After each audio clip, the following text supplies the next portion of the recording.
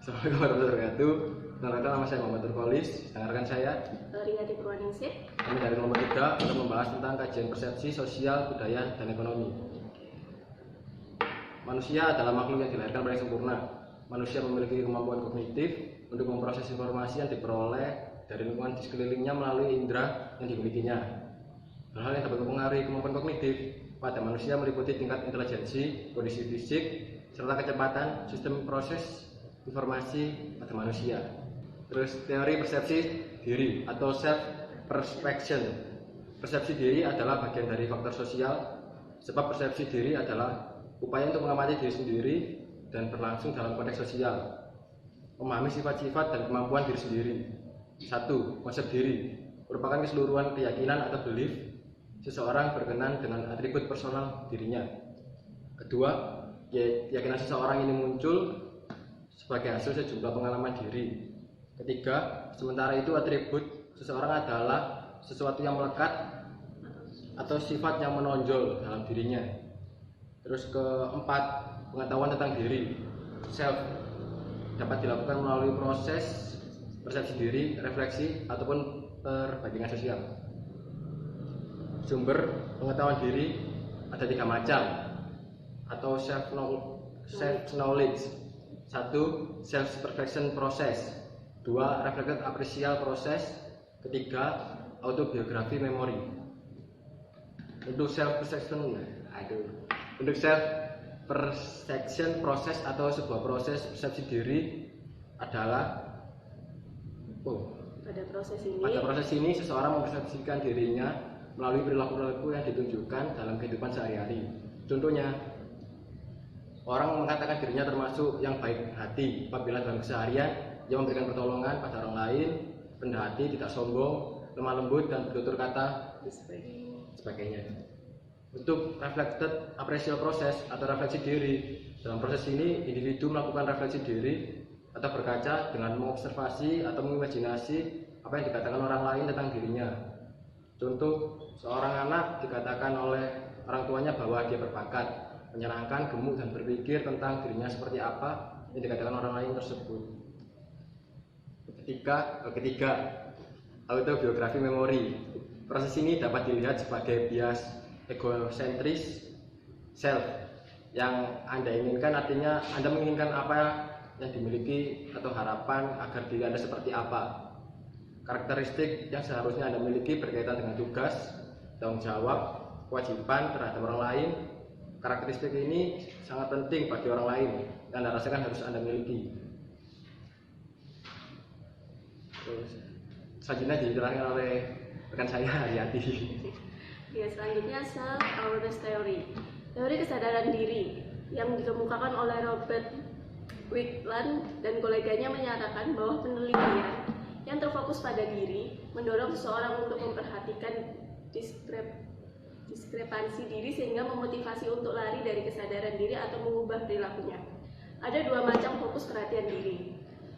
1. Self-focusing situation, self-focusing person.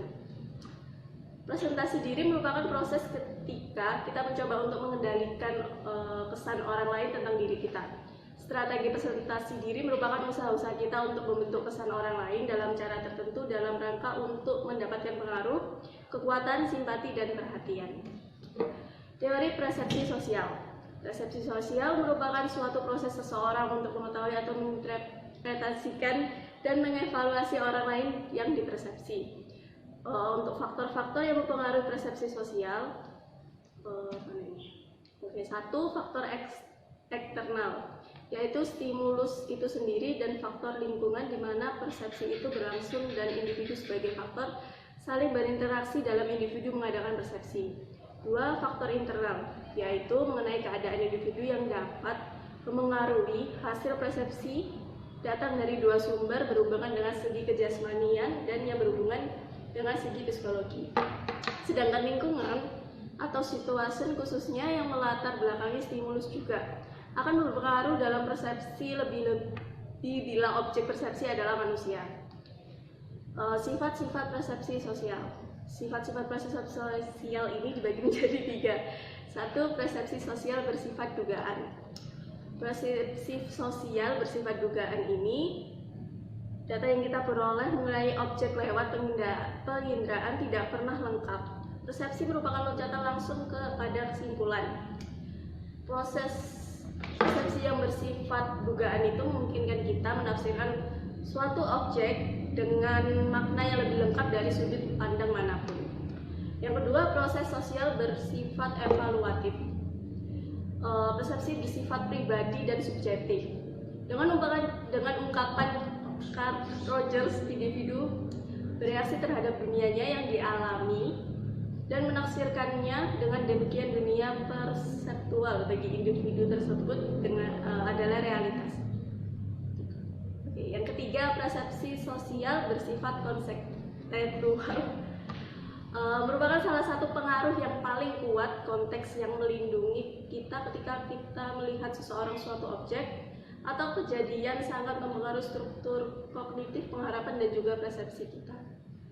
Ada dua prinsip yang digunakan untuk meletakkan konteks dalam mengorganisasikan suatu objek. Satu, struktur objek atau kejadian berdasarkan prinsip kemiripan atau kedekatan dan kelengkapannya. Kedua, kita cenderung persepsi suatu rangsangan atau kejadian yang terdiri dari objek latar belakangnya. Menurut Newcomb, ada 3 sifat yang menyertai proses persepsi, yaitu 1. Konstan atau menetap, di mana individu mepersepsikan seseorang sebagai orang itu sendiri, walaupun perilaku yang ditampilkan berbeda-beda. Kedua, selektif persepsi, dipengaruhi oleh keadaan psikologi si perseptor, dalam arti bahwa banyak informasi dalam waktu yang bersamaan dan keterbatasan kemampuan perseptor dalam mengolah dan menyerap informasi tersebut. 3. Proses organisasi yang selektif, berbagai kesimpulan informasi yang sama dapat disusun ke dalam pola-pola menurut cara yang berbeda-beda. Kendala dan hambatan persepsi sosial. Riset tentang pembentukan kesan menunjukkan bahwa bentuk kesan dari orang-orang berjalan dalam 2 arah, bukan 1 arah.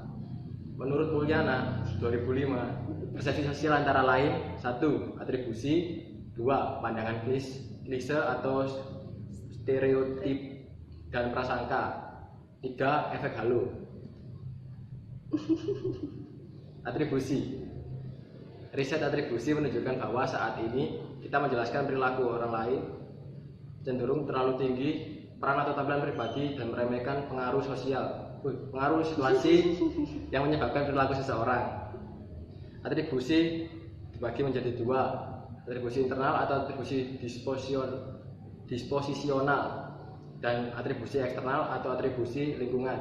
Untuk atribusi internal sendiri, pada atribusi internal kita menyimpulkan bahwa tingkah laku seseorang disebabkan oleh sifat-sifat atau disposisi psikologi yang mendahului tingkah laku. Sedangkan untuk atribusi eksternal, pada atribusi ini kita menyimpulkan bahwa tingkah laku seseorang disebabkan oleh situasi tempat dan lingkungan itu berada. Pandangan klise atau stereotip dan prasangka, prejudis. Pandangan klise adalah sebuah kepercayaan semu yang terbentuk atas kelompok atau orang lain. Stereotipe adalah akar dari rasisme, seksisme, dan bentuk lain dari diskriminasi.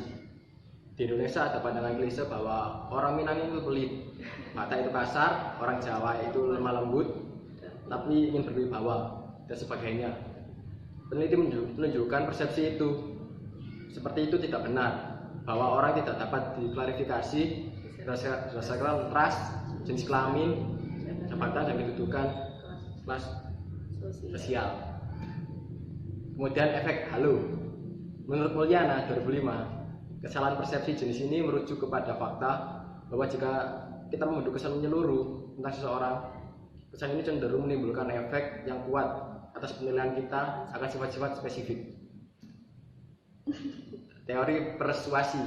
Menurut Kamus Besar Bahasa Indonesia, persuasi adalah 1. Ajakan kepada seseorang dengan cara memberikan alasan dan prospek baik yang meyakinkan.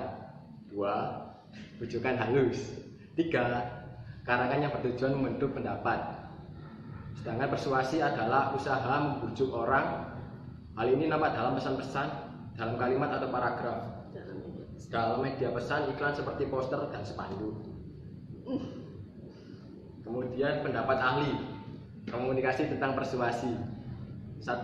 Preti dan Kasupu dalam Abizar 2008 halaman 45 mengemukakan bahwa tolakan terhadap usaha persuasi akan lebih besar jika orang-orang tersebut terlibat besar dalam isu tersebut, dan tolakan akan lebih kecil jika mereka hanya terlibat sedikit.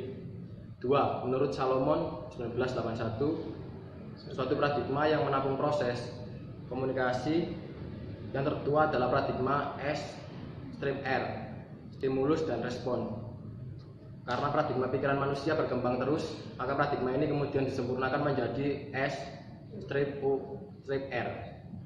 Untuk S sendiri, stimulus, pesan atau setting dengan muatan tertentu, sedangkan O, persepsi, memproses, menyimpan atau memori, dan R, respon yang bersifat tertutup atau terbuka. Paradigma ini baik untuk keperluan peneliti maupun argumentasi pada dasarnya memfokuskan pada kesesuaian muatan dan stimulus atau S dengan muatan dari O serta muatan O dengan muatan R. Salomon menegaskan bahwa ada dua asumsi yang mendasari paradigma itu, yaitu 1. Hasil atau R, respon, hampir tidak pernah dianggap mempengaruhi mediatornya, yaitu O. 2. Paradigma S-O-R memberikan posisi utama pada S, sementara O hanya dianggap sebagai respon belaka. Oke, selanjutnya persepsi konsumen. Menurut Husain Umar 2003, pengertian perilaku konsumen adalah tindakan yang terlibat dalam mendapatkan dan mengkonsumsi atau menghabiskan produk dan jasa, termasuk keputusan yang mendahului dan menyusul tindakan. Yang kedua, menurut Kiffman dan Kahn 2000 mengemukakan perilaku konsumen sangat bervariatif, yaitu 1. Mencari resiko. Yang kedua, konsumen adalah setia. Yang ketiga, konsumen ingin melalui pesan terhadap mereka. Konsumen mengandalkan kesan toko. Konsumen membeli produk yang paling mahal. Konsumen mencari kepastian. Persepsi konsumen adalah proses di mana seseorang mengorganisir dan mengartikan kesan dari panca indera dalam tujuan memberi arti lingkungan mereka. Menurut Chipman dan Ganus 1997, persepsi akan sesuatu berasal dari interaksi antara dua jenis faktor, yaitu 1. Faktor stimulus. Faktor stimulus yaitu karakteristik secara fisik seperti ukuran, berat, warna, atau bentuk. Untuk faktor individu, yaitu termasuk proses di dalamnya bukan hanya pada panca indera, tetapi juga pada proses pengalaman yang serupa dengan dorongan utama serta harapan dari individu itu sendiri. Dalam persepsi seseorang juga melalui proses seleksi, proses refleksi. Refleksi adalah proses seseorang memilih dan menentukan, karena tiap individu adalah unik dalam kebutuhan dan keinginan, dan pengalaman sikap dan karakter pribadi masing-masing orang. Faktor-faktor penting yang memengaruhi persepsi konsumen. Menurut Nugroho J. Setiadi 2003, faktor yang mempengaruhi persepsi adalah penglihatan dan sasaran yang diterima dan di mana situasi persepsi terjadi penglihatan. Sifat yang dapat mempengaruhi persepsi yaitu 1. Sikap, motivasi, minat, pengalaman masa lalu, harapan, sasaran, situasi. Untuk persepsi keputusan pembelian, berbagai penelitian berhasil dilakukan oleh beberapa ahli dan hasilnya oleh Mowen dan Minor 2001 mengatakan kalau persepsi keputusan pembelian ini ada resikonya ya, kalau tidak salah. Resikonya itu 1. Resiko keuangan, 2. Resiko kinerja, 3. Resiko fisik, 4. Resiko psikologi, 5. Resiko sosial, 6. Resiko waktu dan opportunity loss. Apa itu? Nanti bisa dijelaskan oleh Dr. Haryati. Oke, dapat disimpulkan bahwa ketika konsumen menerima stimuli, stimuli yaitu harga produk yang sangat mahal, penilaian orang lain terhadap pilihan konsumen sangat berpengaruh, ancaman fisik, psikologi maupun sosial besar akibat pemakaian produk, konsekuensi untuk menghentikan pemakaian produk lain yang disukai. Hasil pemakaian masih belum dapat terbukti, maka konsumen akan memiliki persepsi bahwa produk ini tetap berisiko terhadap resikonya tinggi. Seperti itu. Oke, imajinasi sosial. Bagian ini adalah sambungan dari persepsi konsumen. Persepsi konsumen yang diterangkan di atas masih berfokus kepada hubungan konsumen dan produsen demi kepentingan produsen agar produknya laku menjadi sosial, justru ingin sosial, menjadi si sosial. Justru ingin memahami hubungan individu dengan masyarakat. Istilah imajinasi sosiologi atau imajinasi sosial diciptakan oleh sosiologi Amerika yaitu Gerard Mills pada tahun 1959 untuk menggambarkan jenis wawasan dari disiplin sosiologi. Istilah ini digunakan